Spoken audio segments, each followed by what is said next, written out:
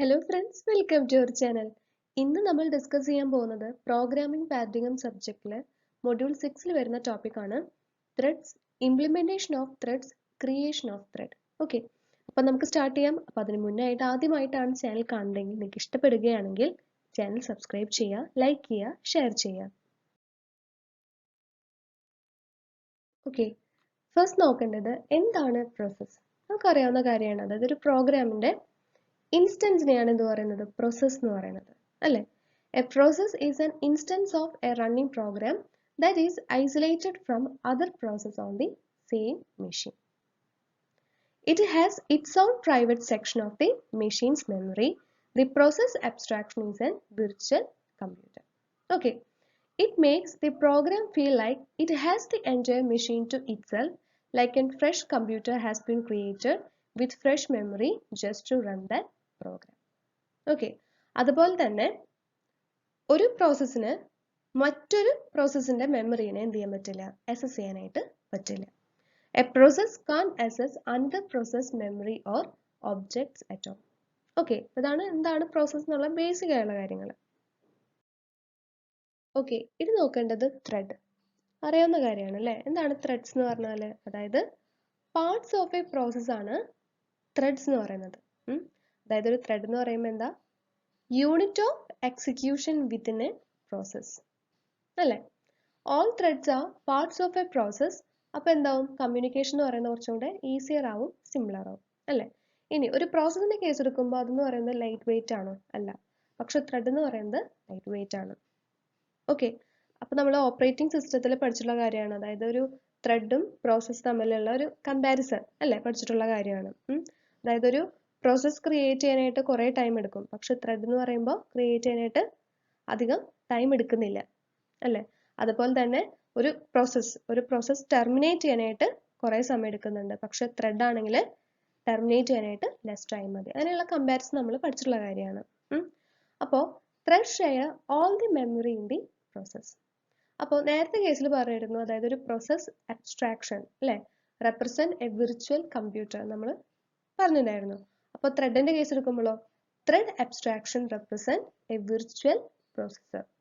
Okay, making a new thread simulates making a fresh processor inside the virtual computer. Okay, then ഇനി നമുക്ക് നോക്കേണ്ടത് multi threading ആണ്. അതായത് multi threading എന്ന് പറഞ്ഞാൽ എന്താ, അതായത് മൾട്ടിപ്പിൾ ത്രെഡ്സ് പാരലായിട്ട് എന്ത് ചെയ്യണം, എക്സിക്യൂട്ട് ചെയ്യണം. ഓക്കെ, അപ്പോൾ അത് മാത്രമല്ല, ത്രെഡ്സിന്റെ നമ്പേഴ്സ് എന്ന് പറയുന്നത് പ്രോസസ്സേഴ്സിനേക്കാളും കൂടുതലായിട്ട് വരുന്ന കേസ്. അപ്പോൾ അങ്ങനെ വരുമ്പോൾ എങ്ങനെയാണ് പാരലായിട്ട് എക്സിക്യൂട്ട് ചെയ്യാൻ പറ്റുന്നത്? When there are more threads than process, concurrency is simulated by time slicing. എന്താണ് time slicing എന്ന് പറഞ്ഞാൽ, അതായത് processor switches between threads. അപ്പോൾ അതിനൊരു എക്സാമ്പിൾ ആണ് കൊടുത്തിട്ടുള്ളത്. ഇവിടെ 3 threads വരുന്നുണ്ട്. Okay, T1, T2, T3. ഇവിടെ 2 പ്രോസസ്സേഴ്സ് ആണ് വരുന്നത്. അപ്പോൾ ഓട്ടോമാറ്റിക്കലി അറിയാലോ, അതായത് ത്രെഡ്സിന്റെ നമ്പേഴ്സ് എന്ന് പറയുന്നത് എന്താ, പ്രോസസ്സേഴ്സിനേക്കാളും കൂടുതലാണ്. 2 പ്രോസസ്സറും 3 ത്രെഡ്സും ആണ് വരുന്നത്. അപ്പോൾ എങ്ങനെയാണെന്ന് വെച്ചാൽ, ഫസ്റ്റ് എന്ത് ചെയ്യും, ഫസ്റ്റ് പ്രോസസ്സർ T1 എന്ന് പറയുന്ന ത്രെഡിനെ റൺ ചെയ്യും. ദെൻ രണ്ടാമത്തെ പ്രോസസ്സർ T2 എന്ന് പറയുന്ന ത്രെഡിനെ റൺ ചെയ്യും. എന്നിട്ട് എന്ത് ചെയ്യും, രണ്ടാമത്തെ പ്രോസസ്സർ T2ൽ നിന്ന് T3യിലേക്ക് എന്ത് ചെയ്യുന്നു, സ്വിച്ച് ചെയ്യുന്നു. Okay, so time proceeds downward. So at first one processor is running thread T1 and the other is running thread T2 and the second process switches to run thread T3. അപ്പോൾ T2ൽ നിന്ന് T3യിലേക്കാണ് switch ചെയ്യുന്നത് അല്ലേ. അപ്പോൾ അങ്ങനെ വരുമ്പോൾ thread T2 എന്ന് പറയുന്നത് എങ്ങനെയായിരിക്കും, simply process until its next time slice on the same processor or another processor. Okay, then concurrency, അതായത് മൾട്ടിപ്പിൾ ടാസ്ക് സെയിം ടൈമിൽ പാരലായിട്ട് എന്ത് ചെയ്യാം, എക്സിക്യൂട്ട് ചെയ്യാം അല്ലേ. Concurrency means multiple computations are happening at the same time. ഇനി എന്താണ് ഒരു കൺകറന്റ് പ്രോഗ്രാംസ് എന്ന് പറഞ്ഞാൽ, അതായത് programs for which at any time more than one instruction may be eligible for execution. ഇനി a program is said to be concurrent if it may have more than one active execution context. അതായത് ഓരോ execution context എന്ന് പറയുന്നത് എന്താണ്, thread ആണ്. Okay, അപ്പോൾ more than one active execution context എന്ന് പറയുന്നത് more than one thread of control. Each execution context is a threat. Okay. Then two models for concurrent programming, shared memory and message passing. Okay, അപ്പോൾ shared memory എന്ന് പറയുമ്പോൾ a thread can communicate with others by writing to a common variable. Okay, ഇനി message passing model ഇവിടെ എന്ന് പറയുമ്പോൾ a thread can communicate via sending and receiving messages to and from each other by an explicit send operation. Okay, ഇതാണ് two models for concurrent programming. Okay. Then, ഇനി നോക്കേണ്ടത് implementations of threads. Threads must be implemented on the top of the OS process. Okay. അപ്പോൾ അതിൽ case 1 ഉണ്ട്, case 2 ഉണ്ട്. Case 1 എന്ന് പറഞ്ഞാൽ each thread will be put on a separate OS process. അപ്പോൾ അത് പറയുന്നത് expensive ആണ്. Processes are implemented in the kernel and need procedure calls. ഇനി കേസ് 2 ഉണ്ട്, അതായത് put all threads onto one process. അവിടെ എന്തായിരുന്നു, സെപ്പറേറ്റ് OS പ്രോസസ് ആണ്. കേസ് 2 എന്ന് പറയുന്നത് put all threads onto one process. അതായത് ഇവിടെ എന്താ, there is no real parallel programming. അത് മാത്രമല്ല, if current thread blocks, then none of the other threads can run if the process is suspended by the OS. Okay, അപ്പം അങ്ങനെയാണ് രണ്ട് കേസുകൾ വരുന്നത്. കേസ് 1 ഉണ്ട്, അതുപോലെ കേസ് 2 ഉണ്ട്. Generally some way in between is true. Okay, അതിന്റെ figure നമുക്ക് നോക്കാം. സോ ഇംപ്ലിമെന്റേഷൻ ഓഫ് ത്രെഡ്സ് അല്ലേ, അതായത് 2 ലെവൽ ഇംപ്ലിമെന്റേഷൻ ഓഫ് ത്രെഡ്സ്. അപ്പോൾ 2 ലെവൽ എന്ന് പറയുമ്പോൾ കേണൽ ലെവൽ, അതുപോലെ യൂസർ ലെവൽ.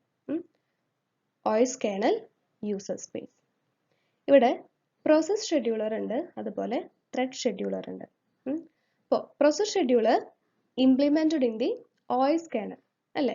അപ്പോൾ എന്ന് പറയുന്നത് എന്താ ചെയ്യുക, multiplexes processes on the top of one or more physical processors. Okay, അതുപോലെ ത്രെഡ് ഷെഡ്യൂളർ ഉണ്ട്. Thread scheduler implemented in a library or language runtime package. ഇതെന്ത് ചെയ്യും, multiplexes threads on top of one or more kernel level processors. അതിനെ multiplex ചെയ്യുന്നു. Okay, then ഇനി നോക്കേണ്ടത് creation of thread. 6 principal options in MOS system to create thread. എന്തൊക്കെയാണെന്ന് നോക്കാം. Co-begin, parallel loops, longit elaboration, fork with optional join, implicit receipt and early replay. Okay, ഇത് ഓരോന്നും detail ആയിട്ട് നമുക്ക് നോക്കാം. ഓക്കെ, അതിൽ ഫസ്റ്റ് നോക്കേണ്ടത് co-begin.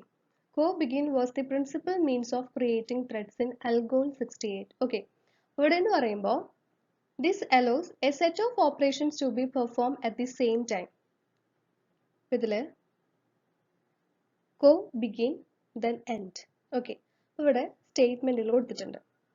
ഇവിടെ all statements run concurrently. Okay, same ടൈമിൽ എല്ലാ സ്റ്റേറ്റ്മെന്റ്സും റൺ ചെയ്യും. Okay, each statement is usually a subroutine call but can be any sequential or parallel compound itself. ഇനി നോക്കേണ്ടത് പാരലൽ ലൂപ്സ് ആണ്. അതായത് ലൂപ്സിലെ ഐട്രേഷൻസ് എന്ന് പറയുന്നത് എങ്ങനെയാണ്, പാരലൽ ആയിട്ടാണ് എക്സിക്യൂട്ട് ചെയ്യുന്നത്. Okay, for example pragma open MP parallel 4 int I equal to 0, I less than 3, I plus plus. Okay, അപ്പോൾ അവിടുത്തെ ഐട്രേഷൻസ്, ഓരോ ഐട്രേഷൻസ് എന്ന് പറയുന്നത്, അതായത് ലൂപ്പിലെ ഐട്രേഷൻസ് എന്ന് പറയുന്നത് പാരലൽ ആയിട്ടാണ് വരുന്നത്. A loop whose iterations happen concurrently. Okay, C# എങ്ങനെയാണ് ഒരു പാരലൽ ഫോർ ലൂപ്പ് വരുന്നത്, അപ്പോൾ അതാണ് കൊടുത്തിട്ടുള്ളത്. അപ്പോൾ സെയിം സംഭവം തന്നെ ഒരു സാധാരണ, അതായത് ഒരു സീക്വൻഷ്യൽ ഫോർ ലൂപ്പ് ആണെങ്കിൽ, അതായത് C# ഒരു സീക്വൻഷ്യൽ ഫോർ ലൂപ്പ് ആണെങ്കിൽ എങ്ങനെയാണ് വരിക, അതായത് 4 int I equal to 0, I less than or equal to 3, I plus plus. അതിനെയാണ് എന്ത് ചെയ്തിരിക്കുന്നത്, പാരലൽ ഫോർ ലൂപ്പ് ആയപ്പോൾ ഇങ്ങനെയാണ് റെപ്രസെന്റ് ചെയ്തിരിക്കുന്നത്. അതായത് പാരലൽ ഡോട്ട് 4 0 3, അതെന്താ ബൗണ്ട്സ് ആണ് അല്ലേ. ഫസ്റ്റ് എന്താ I equal to 0, then I less than or equal to 3 എന്ന് പറയുന്നത് അതിന്റെ മാക്സിമം ബൗണ്ട് ആണ്. ഓക്കെ, പിന്നെ വരുന്ന അതിന്റെ കണ്ടീഷൻ ആണ്. Okay, then console dot write line then thread. അപ്പോൾ ഒരു സീക്വൻഷ്യൽ ഫോർ ലൂപ്പും അതുപോലെ തന്നെ ഒരു പാരലൽ ഫോർ ലൂപ്പും തമ്മിലുള്ള ഡിഫറൻസ് എന്താ? ഒരു സീക്വൻഷ്യൽ ഫോർ ലൂപ്പ് ആകുമ്പോൾ ഒരു സിംഗിൾ ത്രെഡ് ഉപയോഗിച്ചിട്ടാണ് ആ ഫോർ ലൂപ്പ് റൺ ചെയ്യുന്നത്. ഇനി പാരലൽ ഫോർ ലൂപ്പ് ആകുമ്പോഴോ, പാരലൽ ഫോർ ലൂപ്പ് എക്സിക്യൂട്ട് ചെയ്യുന്നത് മൾട്ടിപ്പിൾ ത്രെഡ്സ് ഉപയോഗിച്ചിട്ടാണ് എക്സിക്യൂട്ട് ചെയ്യുന്നത്. ഓക്കെ, ദെൻ ഇനി വരുന്നത് launch at elaboration. In some languages, code for a thread looks like that of a subroutine with no parameters. When the declaration is elaborated, a thread is created to execute the code. അപ്പോൾ in EDA ഇവിടെ threads എന്ന് പറയുന്നത് task ആണ്. Okay, where threads are task. അപ്പോൾ procedure P is, task T is, അതിൻ്റെ ഉള്ളിൽ കൊടുത്തിട്ടുണ്ട്. Then end T, then begin procedure P, then end P. Okay, അപ്പോൾ ഇവിടെ ടാസ്ക് എന്ന് പറയുന്നത് ത്രെഡ്സ് ആണെന്ന് പറഞ്ഞു. ഓരോ ടാസ്കിനും അതിൻ്റെതായ ബ്ലോക്സ് ഉണ്ട് അല്ലേ? അതായത് നേരത്തെ കണ്ടല്ലോ ടാസ്കിന് അതിൻ്റെ ബ്ലോക്സ് ഉണ്ട്. അപ്പോൾ എപ്പോഴാണ് അതിൻ്റെ എക്സിക്യൂഷൻ സ്റ്റാർട്ട് ചെയ്യുന്നത്? അതായത് P എൻ്റർ ചെയ്യുമ്പോൾ അല്ലേ? അതായത് പ്രൊസീജിയർ എൻ്റർ ചെയ്യുമ്പോൾ അല്ലേ? Task T has its own block which begins to execute as soon as P is entered. ഇനി P എന്ന് പറയുന്നത് റിക്കർസീവ് ആണെങ്കിൽ അവിടെ എന്ത് സംഭവിക്കും? അതായത് ഈ സെയിം ടാസ്കിന്റെ തന്നെ കുറെ കോപ്പീസ് വരും അല്ലേ? There may be many copies of P operating concurrently. ഇനി end of P is reached, it waits for its copy of T to end before leaving. Okay, the programmer may then declare variables of type as a T and may create new task via dynamic allocation. Okay, അപ്പോൾ PT എന്ന് പറയുന്നത് pointer ആണ്, pointer to T. Okay, അപ്പോൾ pointer as T equal to new T, അതായത് ഒരു പുതിയൊരു task എന്ത് ചെയ്തു? ക്രിയേറ്റ് ചെയ്തു via dynamic allocation. Okay, then next നോക്കേണ്ടത് fork or join. അപ്പോൾ ഇവിടെ fork എന്ന് പറഞ്ഞാൽ എന്താ? അതായത് ത്രെഡ്സ് ക്രിയേറ്റ് ചെയ്യലാണ്. Makes the creation of threads an explicit executable task. Join എന്ന് പറഞ്ഞാൽ അതിൻ്റെ റിവേഴ്സ് ഓപ്പറേഷൻ ആണ്. അതായത് ത്രെഡ്സിന് അതിൻ്റെ അതായത് പ്രീവിയസ്ലി ഫോർക്ക് ത്രെഡിന്റെ കംപ്ലീഷന് വേണ്ടിയിട്ട് എന്ത് ചെയ്യേണ്ടി വരും? വെയിറ്റ് ചെയ്യേണ്ടി വരും. Okay, which allows a thread to wait for the completion of a previously forked thread. ഒരു ജാവ സിൻടാക്സ് ആണ് കൊടുത്തിട്ടുള്ളത്. ഇവിടെ we need inheritance. Okay, class test extends thread, then test arguments ഇവിടെ എന്താ? അതെന്ന് പറയുന്നത് കൺസ്ട്രക്ടർ ആണ്. Then public void run ഇവിടെ എന്ന് പറയുമ്പോൾ code to be run by the thread. Okay, എങ്ങനെയാണ് കോഡ് ത്രെഡ് ഉപയോഗിച്ചിട്ട് റൺ ചെയ്യണത് അത് നമുക്ക് നോക്കണ്ടേ? അപ്പോൾ ഇവിടെ എങ്ങനെയാണ്? അതായത് ജാവ സിൻടാക്സിൽ ത്രെഡ് എന്നുള്ള ക്ലാസ് എന്ത് ചെയ്യണം? ഇൻഹെറിറ്റ് ചെയ്യുന്നുണ്ട് അല്ലേ? അപ്പോൾ ഈ ത്രെഡ് എന്നുള്ള ക്ലാസ്സിൽ സ്റ്റാർട്ട് എന്നുള്ള ഒരു മെത്തേഡ് ഡിഫൈൻ ചെയ്തിട്ടുണ്ട്. Okay, to start it the parent must call the method name start which is defining thread. Okay, അപ്പോൾ ടെസ്റ്റ് എന്നുള്ള എന്താ? ആ ക്ലാസ് നെയിം ആണ് അല്ലേ? Test T equal to new test, അതായത് ഒരു പുതിയൊരു ഒബ്ജക്റ്റ് ക്രിയേറ്റ് ചെയ്തു. അതായത് T എന്ന് പറയുന്നത് എന്താ? ടാസ്ക് ആണ് അല്ലേ? അതായത് പുതിയൊരു ടാസ്ക് ക്രിയേറ്റ് ചെയ്യാം, അതായത് ഒരു പുതിയ ത്രെഡ് ക്രിയേറ്റ് ചെയ്യാം. Then T dot start. അപ്പോൾ T ഡോട്ട് സ്റ്റാർട്ട് എന്ന് പറയുമ്പോൾ എന്താ? Start makes the thread runnable. Okay, arranges for it to execute its run method and return to the caller. അങ്ങനെയാണ് കോഡ് ത്രെഡ് ഉപയോഗിച്ചിട്ട് റൺ ചെയ്യുന്നത്. Okay, then the run method in Java is meant to be called only by start.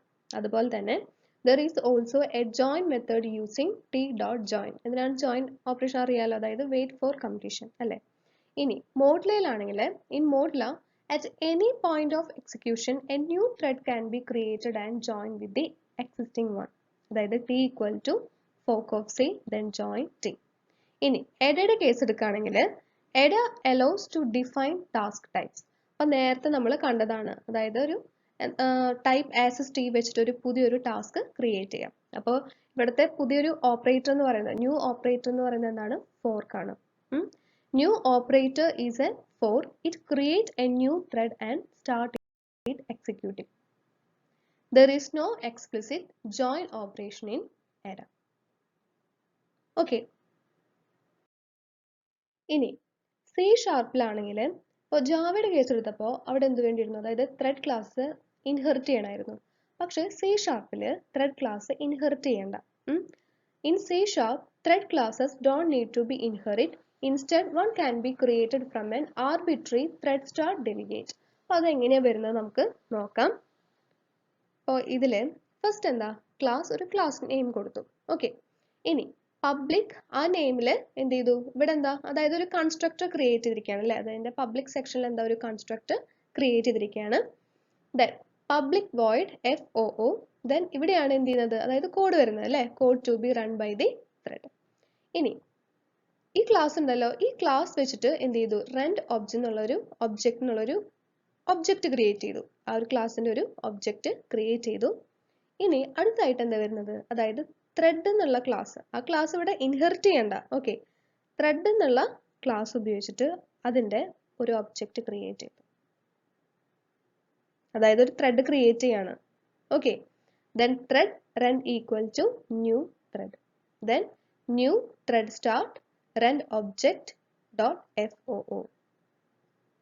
Okay, അവിടെ സംഭവിച്ചു thread create ചെയ്തു അല്ലെ. Thread create ചെയ്തു. Then ആ thread ഉപയോഗിച്ചിട്ട് എന്ത് ചെയ്തു കോഡ് എന്ന് പറയുന്നത് റൺ ചെയ്തു. ഓക്കെ,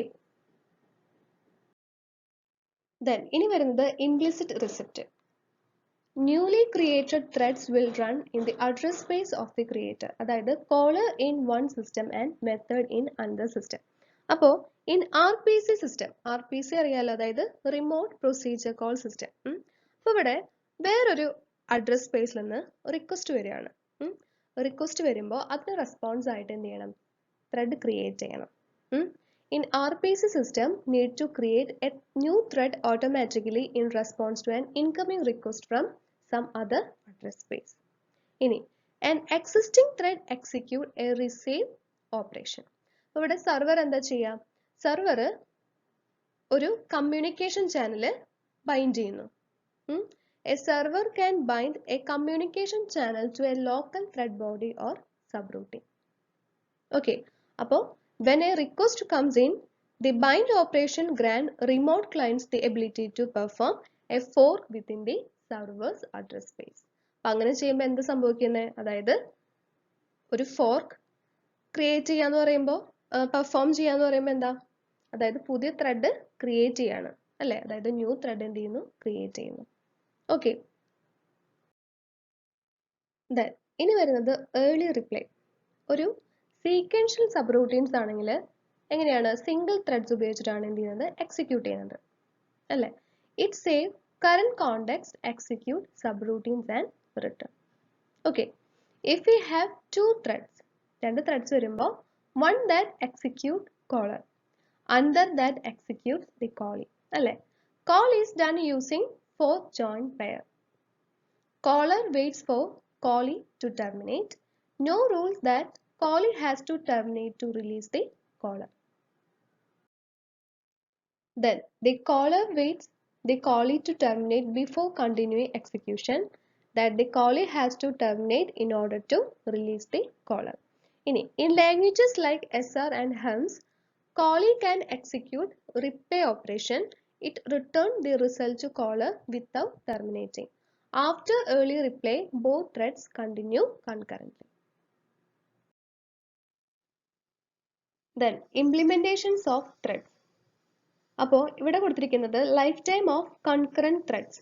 ഇതിൽ ഫസ്റ്റ് ഫിഗറിൽ പറയുന്നത് കോ ബിഗിൻ അതുപോലെ par loops and launch at elaboration ആ മെത്തേഡ്സ് വെച്ചുള്ളതാണ്. ഇവിടെ എന്ന് പറയുന്നത് ഫോർക്ക് ആൻഡ് ജോയിൻ വെച്ചുള്ളതാണ്. ഓക്കെ, അപ്പോൾ ഈ ഒരു കേസിൽ ത്രെഡ് എക്സിക്യൂഷൻ എന്ന് പറയുന്നത് എങ്ങനെയാണ് നെസ്റ്റഡ് ആണ്. ഇവിടെ നെസ്റ്റഡ് അല്ല. Okay, co-begin, pair loops and launch at elaboration are lead to the concurrent control flow pattern in which thread executions are properly nested. ഇനി ഇവിടെയാണെങ്കിൽ fork and join are not tied to nested construct. They can lead to arbitrary patterns of concurrent control flow. Okay. Okay friends, അപ്പോൾ module 6-ലെ ഏറ്റവും important ആയുള്ളൊരു ടോപ്പിക്കാണ് നമ്മൾ ഇന്ന് cover ചെയ്തിട്ടുള്ളത്. Okay, threads. അതുപോലെ ത്രെഡ് പൂൾ ഇൻ ജാവ അത് നമുക്ക് അടുത്ത ക്ലാസ്സിൽ നോക്കാം. ഓക്കെ, അപ്പോൾ നന്നായി പഠിക്കുക. പ്രീവിയസ് ക്വസ്റ്റ്യൻ പേപ്പേഴ്സ് നോക്കുമ്പോൾ റിപ്പീറ്റഡ് ആയിട്ട് കുറേ വട്ടം ചോദിച്ചിട്ടുണ്ട്. ഓക്കെ, അപ്പോൾ നന്നായി പഠിക്കാം. ഓക്കെ, അപ്പോൾ നമുക്കിനി അടുത്ത ക്ലാസ്സിൽ കാണാം. അപ്പോൾ അതുവരെ എല്ലാവരും take care and bye bye.